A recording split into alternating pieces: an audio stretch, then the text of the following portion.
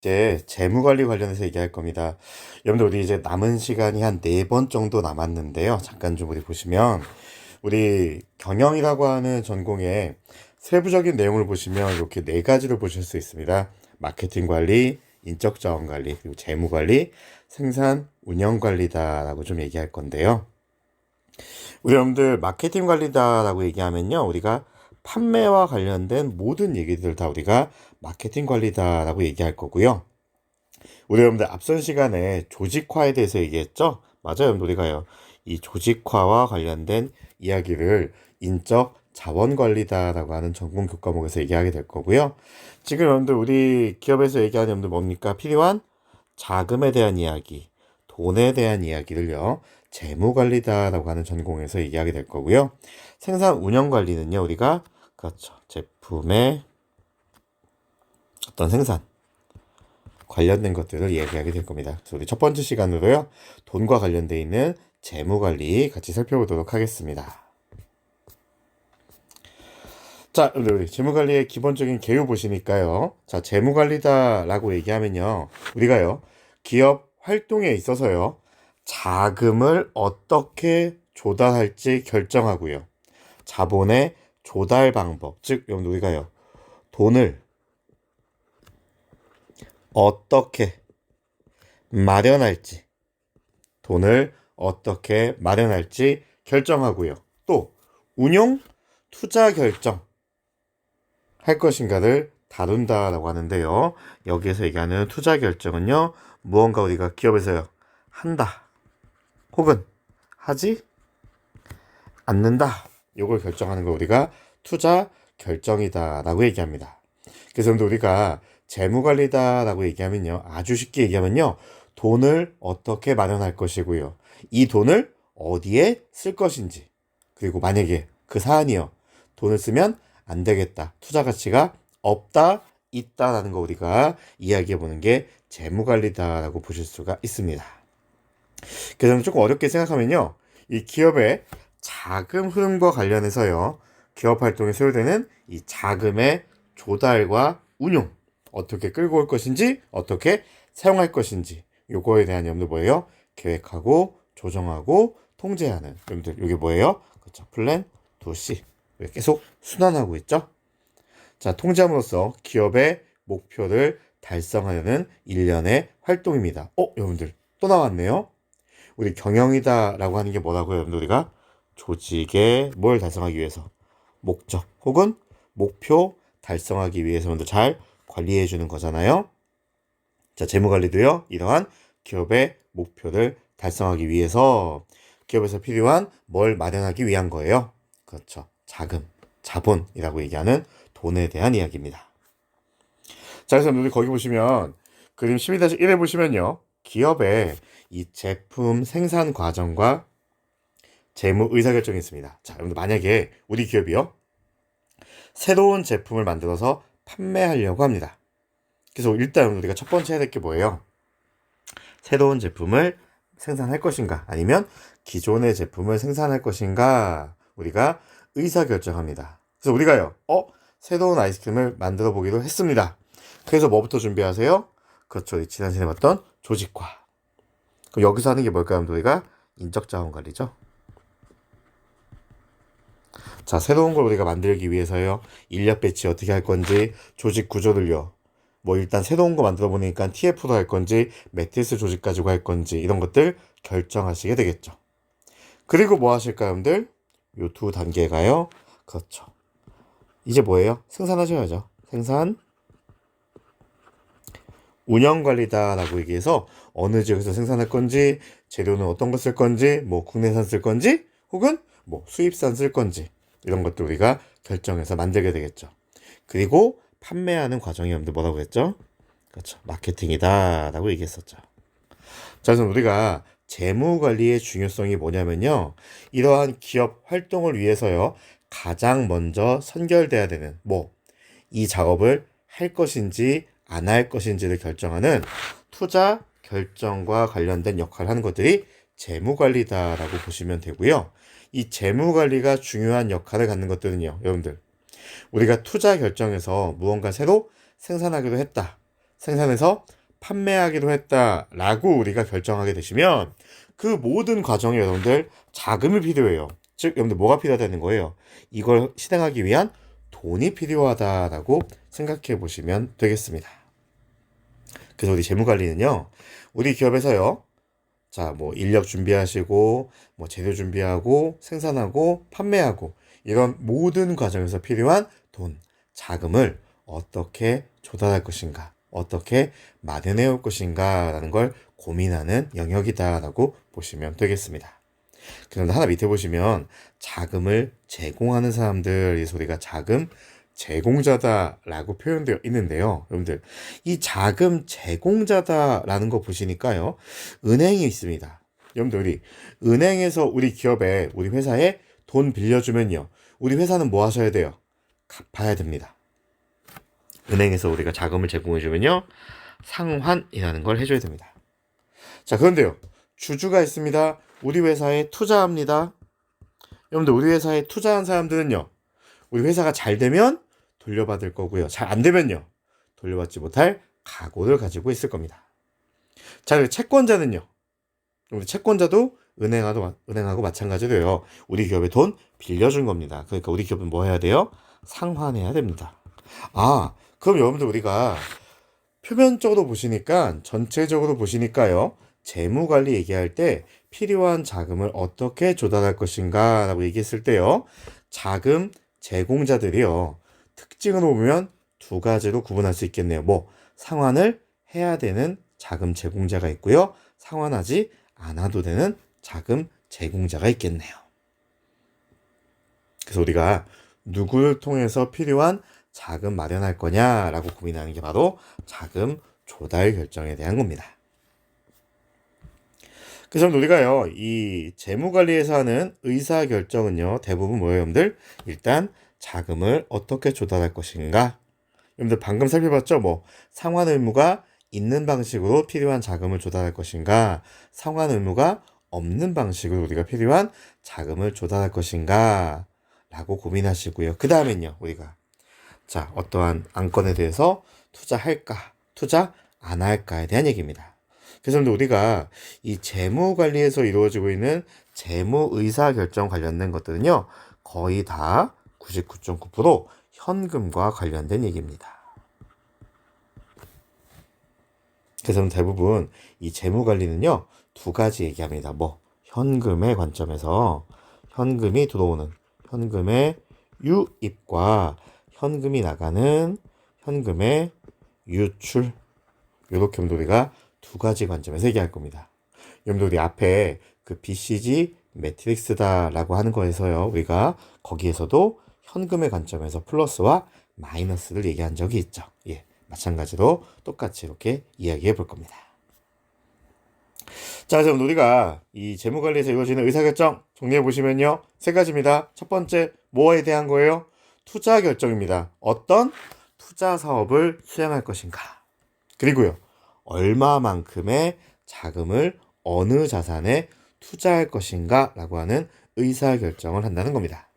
네, 여기 보시면요, 단기성이란 말이 있고요, 장기성이란 말이 있네요.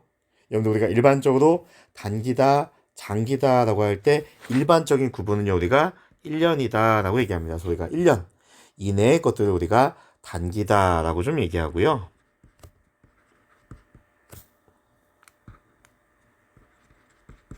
1년을 초과하는 기간을 우리가 장기다라고 좀 표현합니다. 그런데 여러분, 사실은 우리가 요 1년 기준으로 얘기하지 않고요, 원래 여러분들 우리가 이거 기준 되시는 건요, 정상 영업주기다라고 얘기합니다. 여러분들 우리 기업의 목표는요, 그쵸, 목적을 달성하는 건데 목표가 뭐예요, 여러분들 우리가? 자, 무언가 생산하죠? 무언가 생산하고요, 요 생산된 걸요 판매하시고요, 그리고 판매한 그 금액을요, 대금을 회수하는 요 한 사이클을 우리가 정상 영업주기다라고 얘기해요. 여러분들 만약에 우리가 아파트 건설회사다라고 얘기하면요, 아파트를 짓고요, 분양해서 판매하고 이 금액을 회수하는 거, 요 한 사이클을 우리가 정상 영업주기다라고 좀 얘기해서요, 이 정상 영업주기 이내의 기간을 우리가 유동이다라고 얘기하고요. 정상 영업 주기를 초과하는 기간을 우리가 비유동이다라고 좀 얘기하는데, 우리가 투자 의사결정할 때는요, 단기성에다 할 건지 장기성에 할 건지 우리가 고민합니다. 여러분, 우리가 쉽게 얘기하면요, 주식 투자하실 때요, 단타 매매라고 얘기해서요, 오늘 오전에 샀는데 오후에 올라가면요, 바로 매도해버리는 이런 방식도 있고요. 한번 주식 사신 다음에 뭐 하는 거예요? 없다 셈 치고 그냥 쭉 갖고 계신 것도 있고요. 이렇게 우리가 단기적인 거, 장기적인 거 이렇게 나누어서 얘기할 수 있습니다. 여러분들 지금 대학에 입학하셨다는 거는 단기적인 자산에 투자한 걸까요? 장기적인 자산에 투자한 걸까요? 아마도 여러분들 우리가 대학 졸업까지 최소한 4년은 걸리니까요. 장기적인 자산에 부모님은 투자를 하신 거겠죠. 자, 두 번째, 자본 조달 결정인데요. 투자에 필요한 자금을 어떻게 조달할 것인가, 이거에 대한 얘기인데요. 자, 여기는 우리가요, 자기 자본과 타인 자본으로 나눠지게 되는데요. 여러분들 우리가 자기 자본에 의한다라고 하는 게요, 바로 주주들에게 투자받은 걸 얘기하고요. 타인 자본으로 조달했다라고 하는 건요, 맞아요. 여러분들 우리가 채무가 생겼다는 겁니다. 뭐가 생겼다는 거예요? 빚이 생겼다는 겁니다. 다시 얘기하면 우리 기업에서요, 자기 자본을 통해서 우리가 자본을 조달했다라고 하면 주주들에게 여러분들 우리 뭐는 안 하시고요, 주주에게 요 투자받는 금액을요 상환은 하지 않습니다. 하지만 뭐는 해야 돼요, 여러분들? 만약에 이익이 생기면요, 요걸 우리가 나누어 줘야 됩니다. 주주들에게 나눠줘야 됩니다. 자, 만약에 여러분들 우리가요, 채무다, 빚이다, 여러분들 정확하게 여러분들 회계 용어는요, 부채거든요. 부채 통해서 여러분들 우리가 필요한 자금을 조달하게 되시면요, 무조건 뭐 하셔야 돼요? 일단 상환하셔야 됩니다. 뭘 상환해야 될까요? 빌려준 금액인 원금과 이자를 상환을 해야 됩니다. 우리가 빌린 원금에다가 이자까지 붙여서 상환을 하셔야 합니다. 자, 그 대신 뭐는 없어요, 여러분들? 우리 회사가 뭔가 이익이 났을 때요, 요 이익은요, 전혀 가져갈 권한이 없습니다. 자, 여러분들, 개괄적인 건데요. 그럼 재무관리에서 자본 조달 결정은 왜 하는 걸까요? 여러분들 이렇게 가정해 볼게요. 우리 회사가 이번에 무언가 투자하려고 했는데요, 투자 수익이 확실해요. 이거는 100% 돈 벌 거예요. 분명히 돈 벌 수 있습니다. 이거는 성공률이 100%예요. 그럼 여러분들 우리가요, 자기 자본을 통해서 우리가 필요한 자금, 필요한 자본 조달하는 게 좋을까요? 타인 자본 통해서 조달하는 게 유리할까요? 무슨 말인지 어렵죠? 그럼 이런 거 해볼게요. 자, 우리 회사가 이번에 사업하려고 하는데요, 돈이 2억 필요해요. 돈이 2억 필요합니다. 그런데 내가 가진 재산이요, 1억이 있어서요, 필요 자금이 1억 있어요. 자, 첫 번째 방식은요, 요 1억을요, 자, 타인 자본을 통해서 받아왔다고 얘기해 볼게요. 타인 자본 1억. 자, 그러면요, 우리가 만약에 이자율이 10%다라고 좀 얘기하면요, 자, 타인 자본 1억 빌렸으니까요, 1억 원금도 주셔야 되고요, 1억에 몇 퍼센트 해당하는, 10% 해당하는 0.1억, 1,000만 원이겠죠? 그래서 얼마 상환해야 돼요? 1.1억 상환해야 됩니다. 자, 만약에 여러분들 우리가요, 타인 자본입니다. 이거 미안합니다.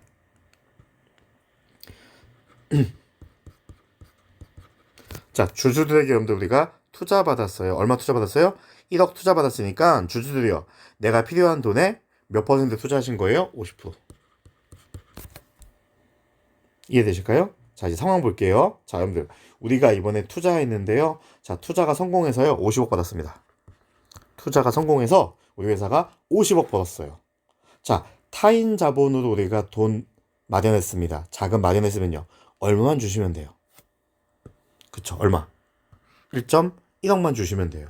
자, 그런데 여기서 놀라운 일이 생깁니다. 뭐가 놀라운 일일까요? 만약에 자기 자본이었다면요, 투자 받았다면요, 여러분들 몇 퍼센트 주셔야 돼요? 50% 주셔야 되죠. 그러니까 얼마 받아가는 거예요? 25억이죠. 그럼 우리가 만약에 이 사업이요, 성공할 확률이 100%예요. 확신이 있으면요, 뭘로 우리가 자금 조달하시는 게 더 기업에 유리한 거예요? 타인 자본으로. 만약에 우리가 반대로요, 성공 가능성이 낮으면요, 자기 자본을 통해서 필요한 자금 혹은 필요한 자본 조달하시면 우리가 더 유리하겠죠. 왜요, 여러분들? 투자 받았는데요, 실패했어요. 돌려줄 건요, 없다는 겁니다. 그래서 여러분들 우리가 기업에서요, 재무관리에서 자본 조달과 관련된 의사결정이 매우 중요하다는 겁니다. 뭐에 따라서요? 이 사업의 성공 가능성에 따라서 우리가 뭐 해야 돼요? 미리 예측하고 여러분들 뭐 해야 돼요? 의사결정해야 한다는 겁니다. 자, 그리고 3번은요, 흔한 얘기인데요, 이 투자와 자본 조달이 동시에 이루어지는 의사결정도 있다라는 겁니다. 자, 이제 여러분들 우리 짧게 정리 좀 할까요? 우리 재무관리는 뭐예요, 여러분들? 기업에서 필요한 자금, 돈과 관련된 이야기인데요. 주로 어떤 거 한다고요? 일단 투자를 위한 뭐가 있어야 돼요? 자금, 자본이 있어야 되니까요. 그 자금, 자본, 돈을 어떻게 끌고 올 건지, 어떻게 마련할 건지를 결정하시고요. 그 다음은요, 투자를 어떤 걸 할 건지, 투자를 할 건지 안 할 건지를 고민하는 영역이다라고 보시면 되겠습니다. 그래서 기업에서요, 굉장히 힘이 셉니다. 자, 이러한 재무관리의 목표다라고 하는 건데요. 재무관리 목표는요, 기업의 목표를 달성할 수 있게 하는 겁니다. 자, 우리가 그 현대 경영학은요, 기업의 목표다라고 얘기하면, 예전에는요, 우리가 이익을 크게 만들자라고 하는 게 재무관리의 목표, 기업의 목표다라고 얘기했는데요. 지금 현행의 경영학은요, 이익을 크게 가져가자, 이익이 크면 좋은 거다라고 하는 것도 의미가 있지만요, 현대 경영학은요, 기업 가치의 극대화다 혹은 주주부의 극대화다라고 하는 목표 가지고 얘기합니다. 여러분들 이게 왜 그러냐면요, 이런 겁니다. 여러분들 에버랜드라고 하는 기업이 있거든요. 에버랜드. 여러분들 에버랜드는 뭐 하는 회사예요? 그렇죠. 여러분들 동물도 있고요. 기계도, 기계래. 놀이기구도 있고요. 여러분들 뭐 하는 회사예요? 테마파크죠. 여러분들 이 테마파크 보시면요, 에버랜드가 돈을 버는 방법, 에버랜드가 돈을 버는 거, 여러분들 뭐 있을까요? 우리 돈을 버는 거 우리가 수익이라고 얘기하거든요. 에버랜드에서 돈 버는 방식은요, 뭐가 있을까요? 첫 번째는요, 입장권이 있고요. 여러분들 입장권이 있고요. 또 뭐 있을까요, 여러분들? 에버랜드 들어가시면 여러분들 뭐 구입하세요? 그렇죠, 여러분들 액세서리 구입하시죠. 머리끈 같은 거. 액세서리가 맞나요? 네. 여러분들 거기서 뭐 또 하세요? 식사도 하시고요. 기념품도 사시죠. 자, 이런 것도 여러분들 에버랜드의 수익, 돈 버는 게 될 거고요. 에버랜드가 돈 쓰는 건 뭐 있을까요, 여러분들? 그렇죠. 거기 있는 직원들 뭐요? 인건비도 있고요. 급여도 있고요. 그 뭐 또 있어요, 여러분들? 전기 돌리니까요. 그렇죠. 전력비도 있을 거고요. 여러분들 그거 운영하시려고 뭐 사셨어요? 놀이기구 샀죠? 놀이기구에 감가상각도 있고요. 그리고 여러분들 뭐예요? 동물들 유지하기 위한 유지관리 비용도 있습니다. 여러분 생각해 볼게요. 입장권이나 이런 것들 파는 수익이 더 많을까요? 비용이 더 클까요? 여러분 에버랜드는요, 비용이 압도적으로 큽니다. 여러분들 입장권 해봤자 여러분들 3만 4, 5만 원 정도밖에 안 돼요. 그게 어마어마한 매출을 갖다 주지 않습니다. 그래서 에버랜드는요, 에버랜드 자체를 운영하면요, 이익이요, 마이너스 나옵니다. 손해봐요. 그럼 에버랜드는 안 좋은 기업인가? 이익이 안 나네? 라고 하는데요, 지금 얘기한 게 여러분들 이거예요. 에버랜드 자체를 운영한 우리가 손익, 그걸 우리가 영업이익이다라고 좀 부르거든요. 영업이익은요, 항상 마이너스예요. 왜 여러분들? 비용이 훨씬 더 크거든요. 자, 그런데 에버랜드는요, 궁극적으로는 이익 납니다. 왜 이익 날까요? 에버랜드가요, 삼성 관련된 주식들을요, 되게 많이 가지고 있어가지고요, 그 주식 가지고 이익이 납니다. 그럼 여러분들 에버랜드라고 하는 기업은요, 증권회사가 아니에요. 뭐 하는 곳이에요? 테마파크예요. 근데요, 원래 목적인 테마파크에서는 이익이 적게 나는데요, 다른 걸로 재미 보고 있습니다. 그럼 이 에버랜드는 좋은 기업일까요? 나쁜 기업일까요? 그런 의사결정할 때 단순하게 이익 가지고 얘기하기는 어렵다는 거예요. 에버랜드는요. 에버랜드라고 하는 그 테마파크라고 하는 자체 가지고는 매력이 없어요. 근데 결과론적으로는요. 에버랜드에 투자하면 돈을 법니다. 그래서 우리가 단순하게요. 기업의 목표를 얘기할 때 우리 회사의 이익이 큰 거 이렇게 얘기 안 하고요. 우리 기업의 가치가 커지는 거. 여러분들 우리 기업의 가치는 뭘로 나올까요? 주가도 나오거든요. 다시 얘기하면 여러분들 뭐예요? 우리 회사의 주식을 가지고 있는 사람들이 여러분들 뭐예요? 주주예요. 이 주주가 행복하면요. 이 주주가 기분이 좋아요. 여러분들 주식 투자했는데 기분이 좋아요. 왜 좋을까요? 맞아요. 내가 가지고 있는 주식의 가치가 올랐죠. 그래서 우리가 어떻게 얘기하냐면 자, 단순하게 우리 이익이 많은 게 아니고요. 누가 기분 좋으면요.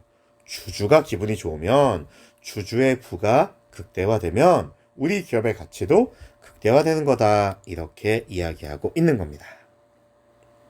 그래서 우리가요. 현대 기업의 목표들은요. 단순하게 이익을 극대화하는 게 아니고 뭐요? 기업 가치를 극대화하는 데 초점을 두고 있다는 겁니다. 자, 이제 여러분들 우리가 화폐의 가치를 계산할 건데요. 여러분들 경영수학을 안 배우신다고 했죠? 아직 안 배우신 느낌이어가지고 요거를 원래는 하려고 했는데요. 제가 안 하겠습니다. 여러분들 그 화폐의 시간 가치의 의미가 뭐냐면요. 이런 얘기 해볼게요. 여러분들 지금 2023년도에 대학생이시죠? 그 한 10년 전에 보시면 여러분들 초등학생이었나요? 초딩? 초딩은 너무한가? 예, 아무튼 여러분들 대학교에 입학하셨는데요. 어머님이요 혹은 아버님이 여러분들 학교 갈 때 아유 야 우리 아들 우리 딸 오늘 공부하냐 힘들지? 자 이거 용돈이야 10,000원이야 라고 주셨어요. 이거 가져가서 친구들이랑 맛있는 거 사 먹고 뭐 더우니까 뭐 시원한 것도 마시고 그래? 라고 하셨어요. 느낌이 어때요? 너무 감사하지만요. 썩 유쾌하진 않죠. 우리 엄마가 세상을 잘 모르나? 이런 느낌이에요. 자, 그런데 여러분들 불과 10년 전에 여러분들 초딩일 때요. 아침에 학교 가는데 부모님이 10,000원 주시면서요. 야, 너 이거 오늘 친구들이랑 맛있는 거 사 먹고 다 쓰고 와! 라고 얘기하셨어요. 느낌이 어때요? 굉장히 기분 좋죠. 여러분들 왜 이게 지금 두 개가 다를까요? 여러분들 초딩 때 10,000원도요. 그냥 10,000원이고요. 대학생 때 10,000원도 10,000원이에요. 똑같이 녹색이고요. 똑같이 세종대왕님 그려져 있습니다. 근데 왜 느낌이 다를까요? 여러분들 보여지는 걸 우리가 명목이라고 얘기하거든요. 보여지는 거. 여러분들 명목은요. 늘 같아요. 10,000원은 달라진 적이 없어요. 하지만 뭐가 다를까요? 여러분들 가치가 달라요. 우리가 밸류라고 하는 10년 전에 10,000원 하고요. 10년 뒤에 10,000원은요. 그 가치가 달라요. 우리가 왜 이걸 느낄까요? 우리가 가치가 다르다고 느끼는 부분은요. 여러분들 시간이 경과되면요. 여러분들 우리가 이렇게 시간이 경과되면 우리는 뭔가 이자라고 하는 걸 당연히 받아야 된다라고 느끼고 있다는 겁니다. 다시 얘기하면 여러분들 우리가요. 여러분들 은행에 10,000원 예금하셨는데요. 이자율이 10%입니다. 그 이자 얼마 주겠다는 거예요? 10,000원에 10%인 1,000원만큼 이자 주겠다는 거예요. 그래서 1년 뒤에 여러분들 통장을 열어보시면 얼마가 찍혀 있는 거예요? 11,000원이 찍혀 있는 거죠. 그래서 우리가 이렇게 얘기합니다. 여러분들 뭐라고요? 지금 현재의 10,000원은 1년 뒤 미래에 얼마의 가치가 있다고요? 11,000원의 가치가 있다라고 표현하는 겁니다. 거꾸로 얘기하면요. 지금 현재 11,000원의 가치는요. 1년 전 얼마랑 가치가 동등하다고요. 10,000원과 가치가 동등하다라고 하는 겁니다. 그래서 우리가 초딩 때 10,000원 받으셨으면요. 지금 대학생 때는요. 그때 엄마 그때 금액하고 지금 금액하고 명목상 보이는 거는 똑같이 10,000원인데 나한테 실질적으로 느껴지는 가치가 달라. 그러니까요. 20,000원 주세요. 그러면 10년 전에 10,000원과 10년 뒤에 20,000원은요. 가치가 같다라고 얘기합니다. 이걸 우리가 화폐의 시간 가치다라고 얘기하는데요. 지금 아직 우리가 경영수학을 공부하지 않았으니까요. 이 내용은 나중에 경영수학 공부하시고 회계원리나 중급회계 그리고 재무관리, 진짜 재무관리에서 만나보게 될 겁니다. 수학이라서 제가 안 하겠습니다. 어려워요. 네. 자, 이제 우리가 재무관리의 궁극적인 목적인 투자, 의사결정 관련된 얘기 해볼게요. 자, 여러분들 기업은요 필요한 자본이 조달되면요 필요한 자금이 조달되면 이거 그냥 가만히 두시는 게 아니고요 어딘가에 투자 의사결정하게 됩니다. 자, 이렇게 여러분들 투자하실 때요 크게 보시면 두 가지로 보실 수 있는데요. 여러분들 일단 투자한다는 건 의미가 뭘까요, 여러분들? 마이너스의 형태죠. 왜요? 여러분들 우리가 어딘가에 투자했다라고 하는 건요 현금이 증가시키는 게 목표지만요 투자 자체는요 현금을 유출, 감소시키게 되거든요. 그래서 우리가 어디에다 돈 쓸 거냐라고 하는 건데, 여러분들 일반적으로 여러분들 우리가 무언가 지출했다, 돈을 썼다라고 얘기할 때는요 경상적인 지출도 있고요 자본적인 지출도 있습니다. 여러분들 경상적이다라고 하는 건요 반복적인 지출을 얘기하고요 자본적 지출이다라고 얘기하는 건 비반복적인 지출을 이야기하고 있습니다. 그럼 여러분들 우리 이런 얘기 해볼게요. 여러분들 학교에 오실 때 뭐 버스 타신다, 오늘 뭐 점심 메뉴나 저녁 메뉴를 결정한다 라고 얘기하는 건요 맞아요 경상적인 지출이 될 거고요. 대학에 진학한다 안 한다 라고 하는 의사결정들은요 중간중간에 바뀌면 조금 곤란하죠 여러분들. 이런 건 뭐예요? 비반복적인 지출이 될 겁니다. 그래서 여러분들 이렇게 두 가지 나누어서 보시면 되겠습니다. 자, 그래서 여러분들 우리가요 장기성 자본 투자를 우리가 자본 예산이다 라고 얘기하는데, 여러분들 우리가 일반적으로 예산 짠다 라고 얘기하면요 기간은요 조금 장기적인 기간 가지고 얘기합니다. 여러분들이 지금 대학교에 입학한 것 자체가 뭐예요? 장기적인 투자예요. 자본 예산입니다. 그래서 우리가요 이 자본 예산을 할 때 여러분들 우리가요 계획하시고, 여러분들 우리가 뭐 여기서 여러분들 뭐예요? 계획한 거에서 최적 의사결정하는 과정인데요. 여러분들 이거 많이 보셨죠? 대안을 탐색하고 분류하고 평가하고 실행하고 통제하고. 여러분들 앞에서 계속 뭐 했던 거예요? 그렇죠. 여러분들 이거 뭐예요? 플랜 2 C에 여러분들 뭐예요? 또 다른 확장이다 라고 보시면 되겠습니다. 하나씩 볼게요.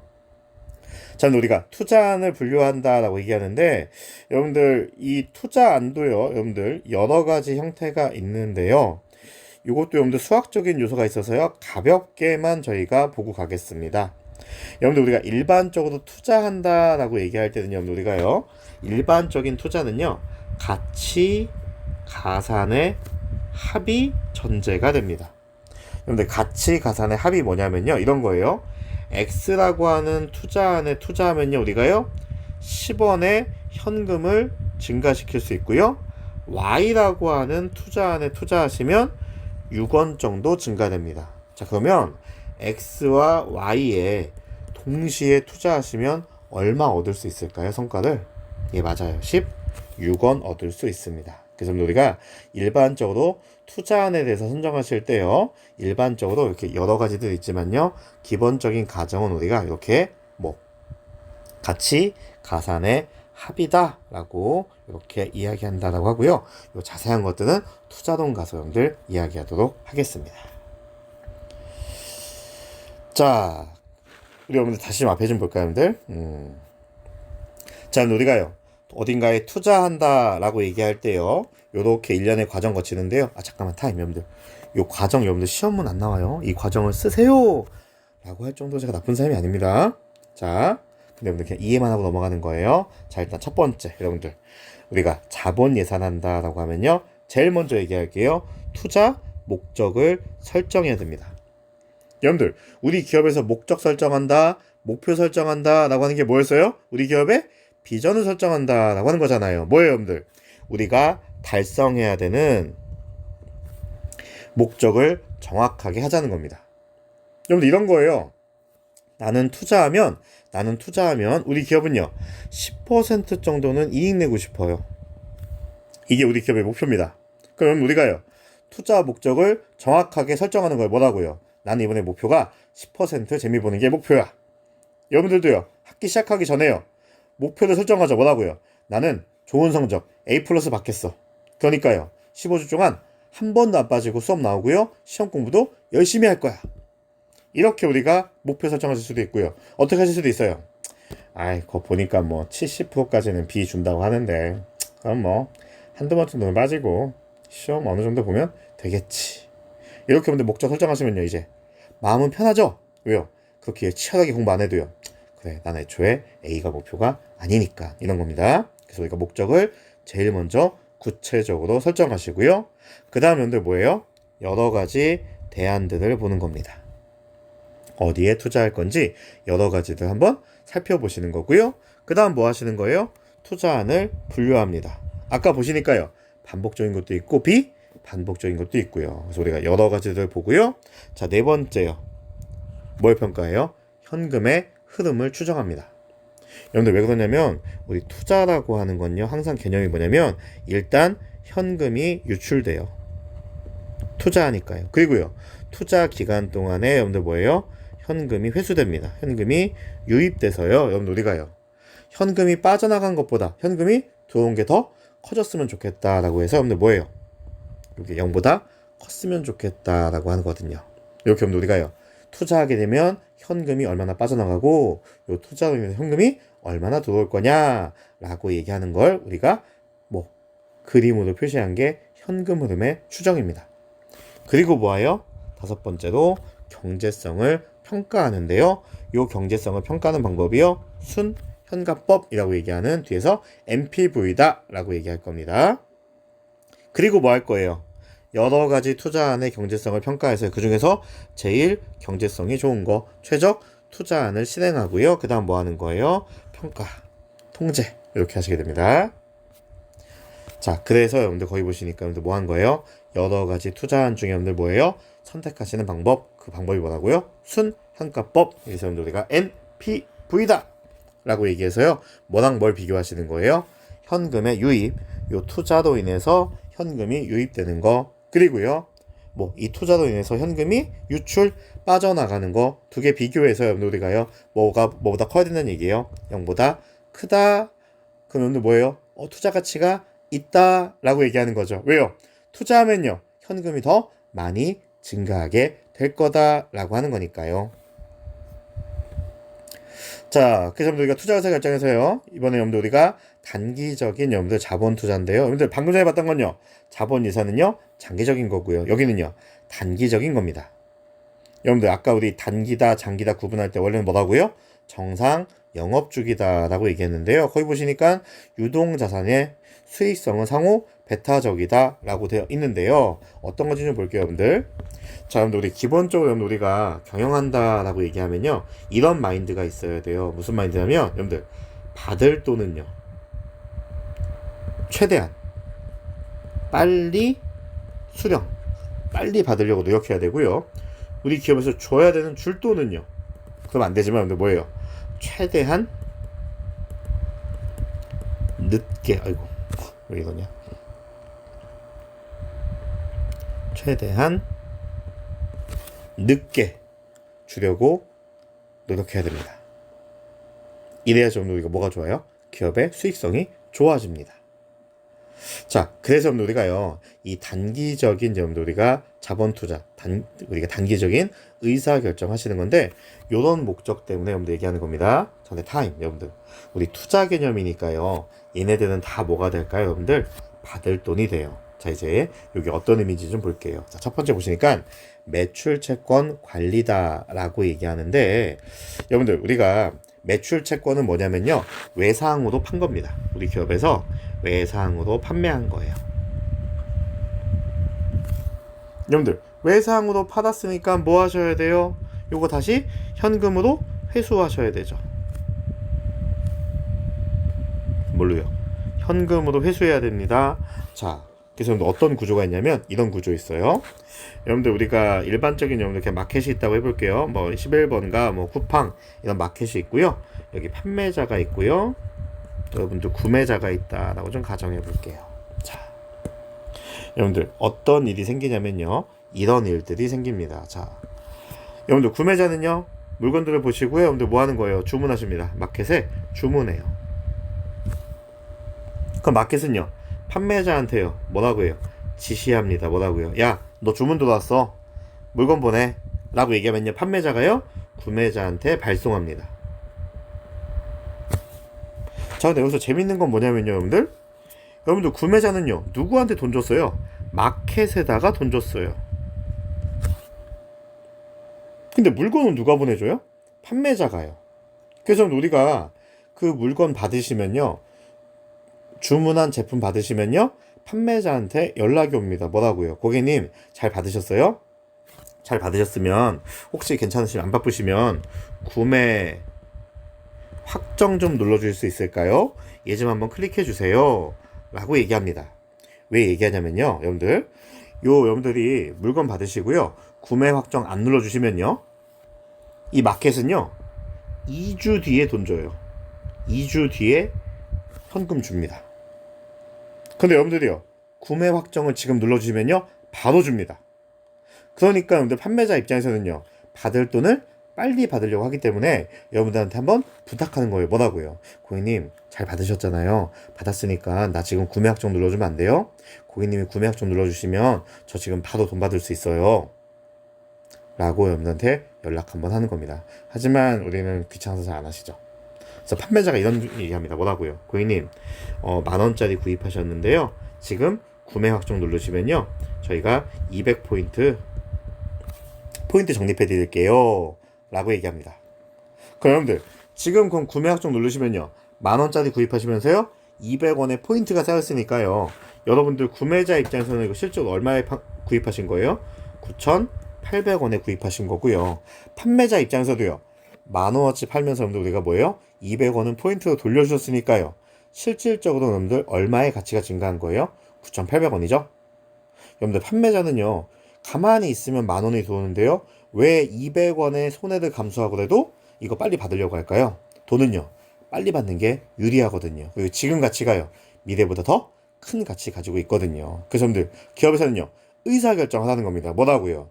너 이렇게 고객한테 200원의 할인 지원을 해주더라도 지금 당장 받는 게 더 우리 회사에 유리하다라고 하면요, 이렇게 포인트 주고 회수하는 거고요. 그냥 2주 기다리다 받는 게 더 유리합니다. 200원 주는 게 더 손해예요. 200원씩 덜 받는 게 손해예요 라고 판단이 되면요, 이런 이벤트 안 한다라는 겁니다. 그래서 첫 번째로는 뭐예요? 매출, 채권에 대한 관리입니다. 자, 두 번째는요 재고 자산의 관리가 있는데요, 여러분들 흔히 마트 같은 데 가보시면 여러분들 뭐 있어요? 여러분들 편의점도 그렇고요, 1+1도 있고요, 2+1도 있습니다. 여러분들 기업 입장에서는 그냥 팔면 되는데 왜 이렇게 여러분들 우리가 1+1, 2+1 이런 행사를 기획할까요? 그럼 우리 기업에서 판매를 목적으로 하고 있는 재고 자산은요, 안 팔리면요 폐기될 수도 있고요, 안 팔리면 폐기될 수도 있고요, 판매를 못하면요 폐기될 수도 있어요. 대표적으로 뭐 있을까요, 여러분들? 도너츠 같은 것들이요. 던킨 도너츠는 여러분들 우리가요 그날 판매가 안 되면요 전량 폐기해야 돼요. 그러니까 여러분들 저녁 때 뭐예요? 할인 판매하죠. 여러분들 마트에서도요 아침에 오전에 여러분들 장 보시는 거랑 저녁 늦게 장 보시는 거랑요 언제 세일해요? 저녁 때 세일합니다. 왜 그래요, 여러분들? 오늘 지나면 폐기해야 되니까요. 그래서 기업에서는요 의사결정하는 거예요.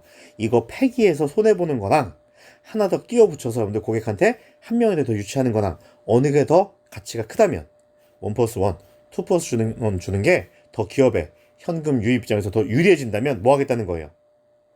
붙여주겠다는 겁니다. 혹은 여러분들 우리가요 재고가 남아요. 그럼 뭐 하셔야 돼요? 보관하셔야 되죠. 여러분들 우리 신선 제품은요 오늘 퇴근해도요 냉장고는요 켜놓고 나가야 돼요. 뭐가 있으면요, 안 팔린 재고가 있으면요. 근데 다 팔았습니다. 그럼 우리는요 냉장고 오늘 안 돌려도 돼요. 퇴근할 때 냉장고 안 돌려도 돼요. 그래서 기업에서는요 의사결정 하라는 거예요. 뭐라고요? 너 이렇게 보관하는 비용이 더 클 것 같으면 어떻게 해요? 이렇게 그냥 붙여서라도 팔아서 어떻게 하는 거예요? 이런 보관 비용 아끼자, 이런 의사결정 하자는 겁니다. 그래서 우리가 기업에서요 투자 의사결정은요 크게 두 가지 있으나 뭐예요? 장기적인 거 있고 단기적인 거 있다는 겁니다. 자, 그리고 세 번째 현금 관리다 라고 하는 게 있는데요, 여러분들 현금 관리도 별건 아니고요, 여러분들 그냥 이런 거예요. 여러분들 초등학교 때 도서 상품권 생기면요 정말 책 사봤어요? 아니죠. 친구들한테 파셨죠. 여러분들 10만 원짜리 도상품권 친구한테 얼마에 파셨나요? 10만 원에 팔면 안 팔리죠? 그래서 얼마? 뭐 한 7만 원, 8만 원 요 정도에 판매하시죠. 그럼 분명히 10만 원의 가치가 있지만요. 얼마에 넘기시는 거예요? 8만 원에. 왜요? 그 현금 8만 원의 가치가 더 크다고 느끼면 그렇게 의사결정하라는 겁니다. 자, 재무관리는요. 이러한 의사결정하라는 겁니다. 뭐의 관점에서요? 현금 흐름의 관점에서 더 유리해지게, 현금 유입이 더 커지게 의사결정하라 이런 겁니다. 자, 이제 우리 자본 조달 결정입니다. 거의 다 왔습니다. 자, 여러분들 우리가 자본 조달을 결정할 건데요. 여러분들 우리 자본은요. 아무 데서나 막 끌고 오는 건 아니고요. 금융 시장이라고 하는 장소. 뭐 여러분들 우리가 자본이 거래되고 있는 장소를 우리가 금융 시장이다라고 얘기하는 건데요. 뭐 여러분들 어려운 내용 아니에요. 이 금융 시장은요. 직접 금융 시장이 있고요. 간접 금융 시장이 있습니다. 여러분들 일반적으로 나 예금해야지, 적금해야지, 나 주택 청약통장 만들어야지 라고 할 때요. 그냥 막 지정하시는 게 아니고요. 어디 가시는 거예요? 은행 가셔가지고 설명 듣고 가입하시죠. 그런 것들을 여러분들 우리가 간접 금융시장이라고 얘기해요. 내가 직접적으로 의사결정하지 않고 뭐 하는 거예요? 중개인을 끼고 하는 것들. 그렇지 않고 여러분들 직접 하시는 걸요. 직접 금융시장이다라고 이야기하시는 거고요. 별거 아닙니다, 여러분들. 자, 여기 보시면요. 금융시장의 기능 보시면 이렇게 우리가 간접 금융시장과 직접 금융시장이다라고 보실 수가 있고요. 여기 보시면 직접 금융시장이요. 화폐시장과 자본시장으로 구분되어 있는데 여러분들 크게 여기는 관심 갖고 보실 건 아니고요. 그냥 이런 게 있나 보다라고 하고 넘어가시면 됩니다. 자, 중요한 건 여러분들 바로 여기입니다. 자, 기업에 여러분들 우리가 자본 조달을 결정한다라고 했을 때 여러분들 우리가요. 자본 조달하는 방식을 두 가지 얘기했어요. 뭐요? 상환의 의무가 있는 타인 자본으로 조달할 수도 있고요. 상환의 의무가 없는 자기 자본으로 여러분들 필요한 자금을 혹은 자본을 조달할 수 있다라고 얘기했는데요. 여러분들 가장 큰 차이점이요. 타인 자본은요. 일단 무조건 뭐 하셔야 된다는 거예요. 원금과 이자를 상환해야 되고요. 궁극적으로 뭐 하셔야 돼요? 갚아야 된다는 겁니다. 마찬가지로 여러분들 우리가 뭐예요? 장기 부채도 여러분들 얘는 뭐예요? 단기간에 갚는 건 아니지만 얘도요. 원금과 이자를 꼭 상환해야 됩니다. 자, 그런데 자기 자본은요. 여러분들 뭐가 없어요? 상환 의무가 없습니다. 그 대신 뭘 해줘야 돼요? 배당을 줘야 됩니다. 그럼 거꾸로 얘기하면요. 여러분들 자본 제공자 입장에서는요.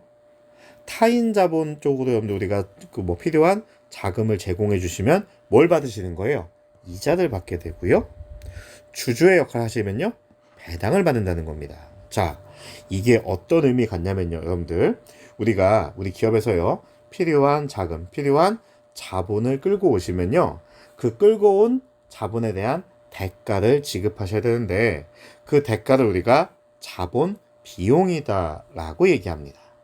그래서 우리가 코스트 오브 캐피탈이다라고 얘기해서요. 자본 제공자에게 자본 사용에 대한 대가로 지불하는 비용을 의미하고 있습니다.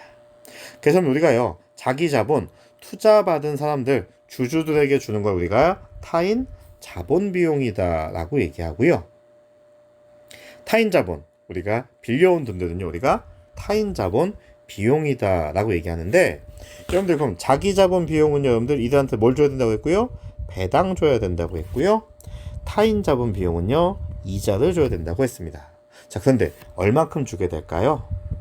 맞아요. 여러분들 우리가 배당도요. 배당 률이라는 게 있고요. 이자도 여러분들 뭐예요? 이자율이라는 게 있습니다. 그래서 여러분들 여기에 지금 여기가 뭐가 중요하냐면요. 여러분들 만약에 우리 기업의 배당률이요 10%예요. 다시 얘기하면요. 우리 기업에 돈 투자해준 사람들한테는요. 몇 프로 줘야 돼요? 10% 돌려줘야 돼요. 투자받은 금액에 10% 돌려줘야 됩니다. 자, 이자율이 여러분들 만약에 12%입니다. 자, 요거는요. 우리 기업에 돈 빌려준 사람들한테요. 몇 퍼센트 이자 줘야 돼요? 12% 줘야 됩니다. 그럼 여러분 우리가요. 평균 내서 보시면요. 배당 10% 줘야 되고요. 그리고 뭐 이자 12% 줘야 됩니다. 평균 보시니까 얼마예요? 대충 한 11% 되시겠죠?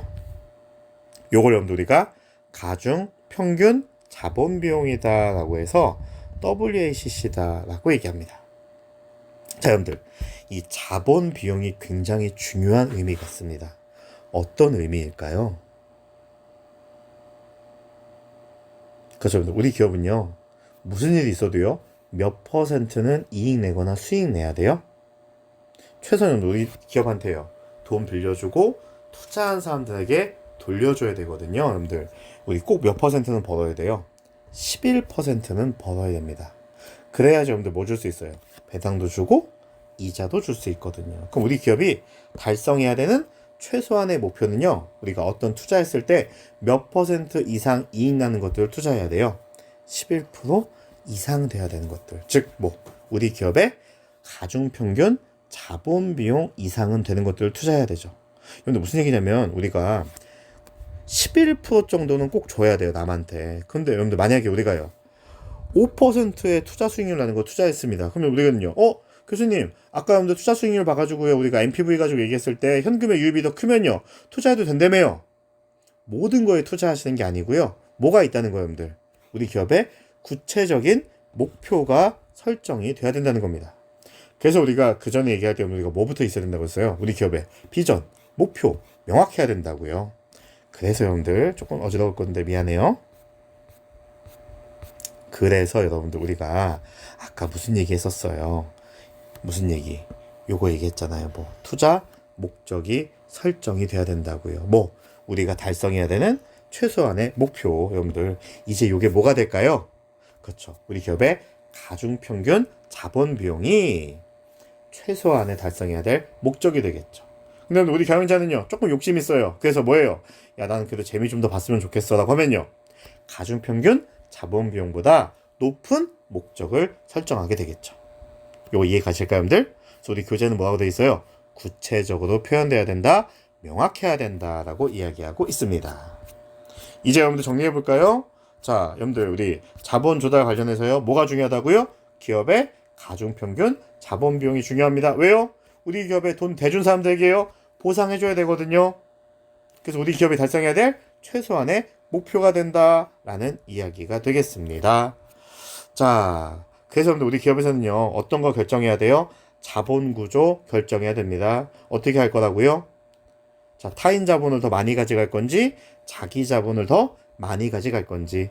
아까 얘기한 것처럼요, 만약에요, 우리 기업이 성공 가능성이 매우 높으면요, 뭐 하는 게 더 유리해요? 타인 자본을 더 많이 가져오는 게 더 유리하죠. 왜요? 타인 자본도 많이 갖고 오면요, 기업에서 보상해줘야 되는 자본 비용이 줄어들게 될 거니까 궁극적으로 기업 가치는요, 높아지게 될 거거든요. 그래서 우리가 이 자본 구조를 어떤 걸로 결정할 것이냐라고 하는 영역이 재무관리의 영역이 되겠습니다. 자, 여러분들, 우리 오늘 재무관리 얘기했는데요, 크게 두 가지 기억하셔야 됩니다. 첫 번째, 여러분들, 우리가 재무관리 뭐 하는 거라고요? 기업의 투자 의사결정 관련한 거 얘기할 건데요, 이걸 위해서 일단 뭐부터 해야 돼요? 필요한 돈, 필요한 자금, 필요한 자본을 어떻게 조달할 건다. 이게 왜 중요하다고요?